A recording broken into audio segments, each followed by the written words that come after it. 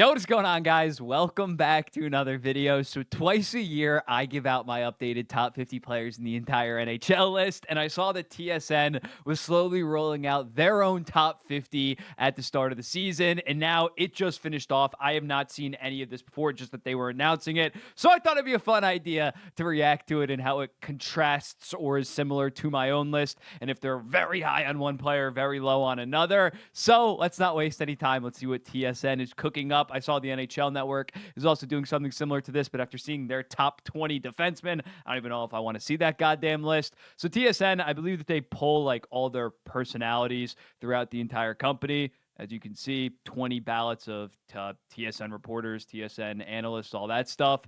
And yeah, let's just go straight to the list. Let's not look at that top 10. Connor McDavid, McKinnon, Austin Matthews, Draisaitl, Kucherov, top 5.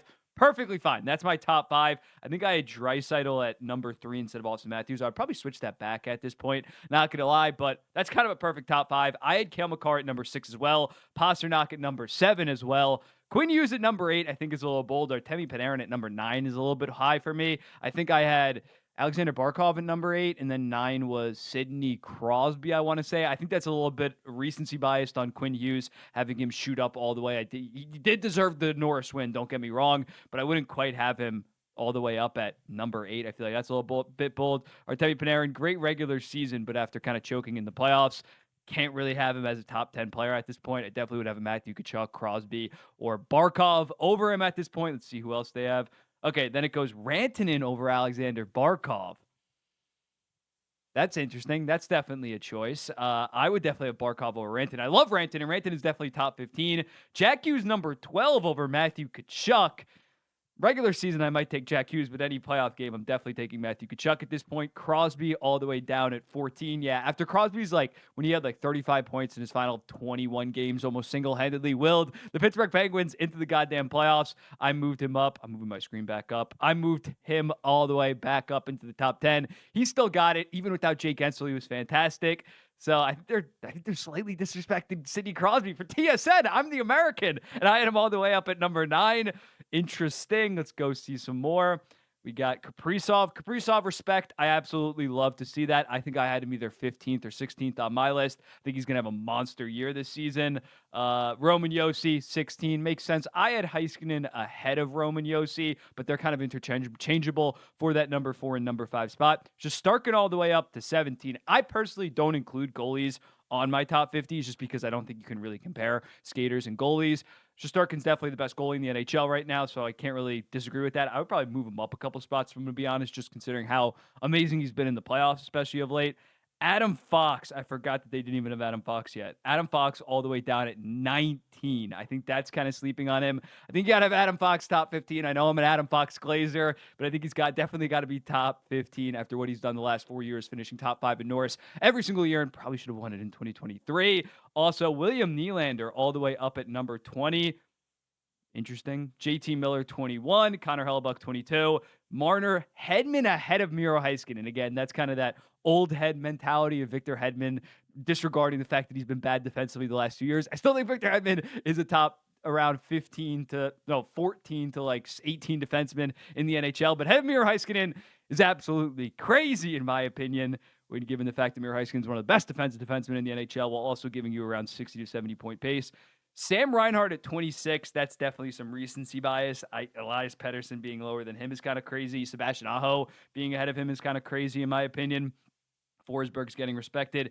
Brady Tkachuk all the way up at 31. I understand that people love him because he's a big physical guy. He's built for the playoffs, even though he's never made the goddamn playoffs, so we don't really know if he's truly going to perform in the playoffs. But ahead of Jack Eichel, last year, number 1 center on a Stanley Cup winning team when he's healthy. He's like 40 goals, 50 assists, 90-point kind of pace guy. That's definitely interesting. Jason Robertson, a year removed from 109 points. I know he wasn't that good this year in the regular season. Was pretty good in the playoffs.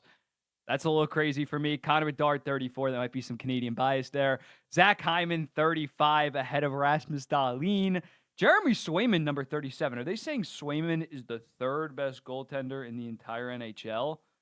Better than Demko, better than Vasilevsky, better than Sorokin? Bobrovsky number all the way that high as well. That's interesting. I think I'd have Demko number 3 right now as long as his knees can stay together. Vasilevsky, I have no clue what he's going to look like next year. I would definitely have Soros. I would definitely have Sorokin ahead of Swayman, not going to lie, even though Swayman was amazing in the playoffs. That's some recency bias right there. Noah Dobson at 40. I think that's even a little bit too high, especially ahead of a Charlie McAvoy. Charlie McAvoy is way better defensively. Don't get me wrong. Noah Dobson's an offensive stud, but ahead of a guy like McAvoy, who's been doing it at an extremely high level for like the last 3 to 4 years, consistently a top 10 defenseman every single season. And they haven't even, I don't think that Jacob Slavin's been listed yet. Josh Morrissey has been listed yet. I'm kind of slandering an Islander right now, but I think Noah Dobson, I think Matt Parcells is the best player in the team. So as a result, Dobson at 40, he's a Canadian, so maybe they're being a little biased towards that. Vasilevsky checks in at 42. Stamkos at 43. Yikes, man. Stamkos, I think he's going to have a good season in Nashville this year, but if you look at him in Tampa Bay last year, yes, he did go for like 40 and 40. A lot of it was on the power play. He did not generate a lot in terms of 5-on-5, and his defensive numbers were atrocious. To have him ahead of a Josh Morrissey, a Brad Marchand, basically everybody that's ahead of him right now. Wyatt Johnston at 50. You can't do that yet. I know he was amazing in the playoffs, but you cannot have Wyatt Johnston after a season that he only had 32 and 33, his first season above, well, it's like his second season in the goddamn NHL.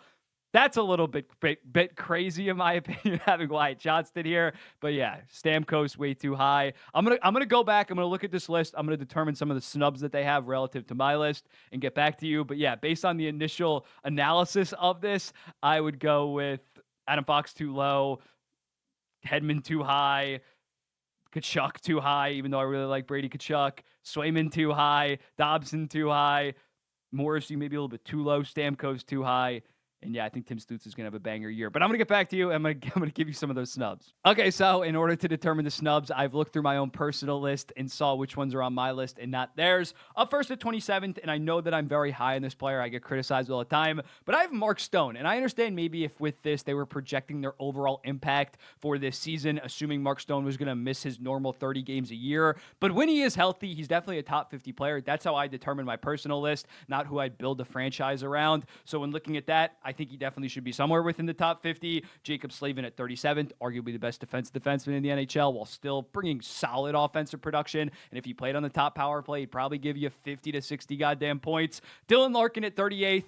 35, 45, and 80-point pace the last 3 years. 2 of those years, Detroit absolutely stunk it up while being very good defensively. The fact that they have a Steven Stamkos over him or a Wyatt Johnston who hasn't really taken that next step to that echelon yet is a little ridiculous. I have Tage Thompson at number 40 on my list. I understand that one a little bit, though, considering he did have a bit of a down year. I think he's going to bounce back and be closer to that player that he was in 2023, but it's somewhat understandable. Nico Hischier at 41st.